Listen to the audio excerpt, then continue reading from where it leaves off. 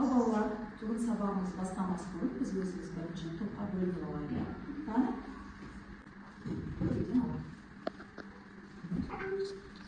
Жарайсыңдар балалар. Енді бүгінгі сабағымыз бастамас бұрын біз бір-бірімізге жақсы тілектер айтып жіберейік. Қане?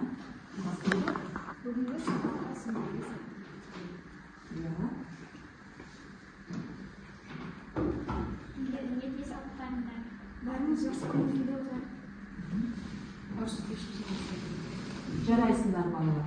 Міне енді өз түстерің бойынша, шеңбер түстері бойынша әркім өз тобына жаза болсын. Балалар, енді мәселе тақтаға көңіл бөлейік. Қараңдар, нені байқаймыз? Кәні қайнады? Ясына? Шеңбермен дөңгелекті. Иә, тағы не көріп тұрсыңыз? Дөңгелектен аяқтарды көріп тұрмыз. Тағы кім айтады? Иә. Фигураларға дөңгелектегі бар. Иә. Не көріп тұрмыз, не байқап тұрмыз? Иә, бұл суретте шеңберді көріп. Сонымен балдар, бүгін біздің тақырыбымыз қандай екен? Иә, сіздар Шеңбермен дөңгелек. Иә. Бүгінгі сабақтарында шеңбердің қызметі. Жарайсыңдар балалар. Яғни бүгінгі тақырыбымызды ашып алдық, иә? Енді қараңдар, сабақ барысында біз қандай мақсатқа жетер екенбіз? Кім айтады? Сабақ барысында.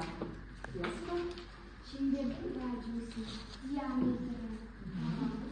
Және дөңгелектің ауданын табамыз. Керемет. Жарайсыңдар. Міне осы критерий бойынша бүгін сабақ барысында сіздер бағалап отырады екенбіз. Жарайсыңдар. Енді келесі балалар. Сіздер бүгінгі сабағымыз 3 баспалдақ бойынша болады. Яғни әдісіміздің аты білім баспалдағы. Яғни бірінші баспалдағымыз біздің қызыл баспалдақ, одан кейін сары баспалдақ, ең соңғы баспалдағымыз жасыл баспалдағы екен. Яғни осы үшеуінен де жоғары ұпай жинап шыққан оқушы біздің жеңімпаздарымыз болады екен. Ал онда бастаймыз. Сабақтарға сәттілік. Бірінші қызыл баспалдағымыздың тапсырмасын келейік.